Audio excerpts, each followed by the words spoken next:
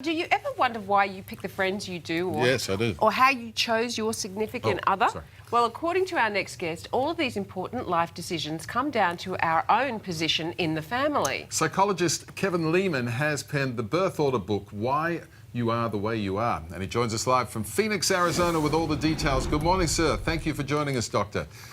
You've been...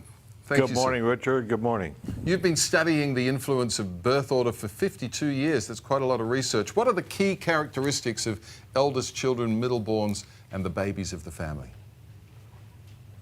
Well, it always amazed me how these little cubs can come out of the same den and they're uniquely different. In fact, the first two in a family are usually night and day different. But firstborns are reliable, conscientious, they're list makers, they're bossy, they're the movers and shakers of society. They tend to be natural leaders and they're perfectionists. Yeah, there you go. So you've just Middle described children. Richard. Yep. Thank you very much. I'll fix you up later, sir. Well, don't ever call him Richie. Don't call him Richie. Okay, that's a He's good Richard. tip. Doctor, I'm a middle Yeah. child, so what are our characteristics? No one cares about you, Sonia. No one. Middle children are lost in the shuffle. Seriously, they're the peanut butter and jelly of the sandwich. They're very loyal. They're big on friendships. Mm-hmm. They thrive in negotiation. They're people-oriented, and they feel the pressure of the crown prince or princess above them, and little Schnooky, that little brat, beneath them in the family. So it's not an easy position to be in. A lot of research has suggested that the eldest child is often the smartest. That's certainly my experience. Is that really the case, sir? It really is. There's all kinds of studies that just say that when it comes to intelligence, the firstborns win, and us babies, I'm a baby of the family, so if you know a comedian, chances are they're the youngest child in the family. Those guys are manipulative, social, outgoing, and they'll go into any occupation where their charming personality pays off. In fact, they could sell dead rats for a living.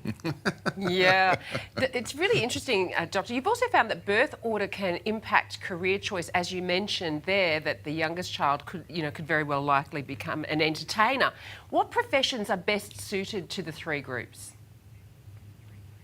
Well, your firstborns are your airplane pilots, your engineers, your accountants, your dentists, your orthodontists, anywhere where perfection is paid off, or math and science, your doctors, your anesthesiologists, firstborn and only born children. They're psychological first cousins, so to speak.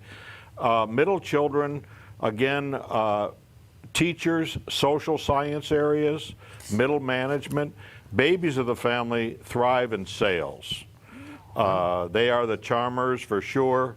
Name a comedian, a famous comedian. I'm telling you, you're naming a baby of the family. I know many of them personally, and Ellen DeGeneres. In fact, there's variables that affect the birth order, and sex is one of them. The Lehmans have 5 kids, and they have 2 daughters and a son, and then 2 daughters. Well, is this son a middle child? No, he's a firstborn. He's the only son in the family. In fact, he's the executive producer of the Ellen Show and the creator of the Ellen, of the Game of Games show that I know airs down in Australia. Yeah.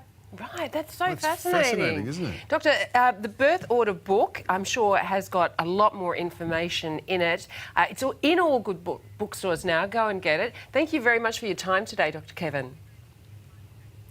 My pleasure, you middle child. You. Thank you, sir. That No was a one cares. fantastic interview.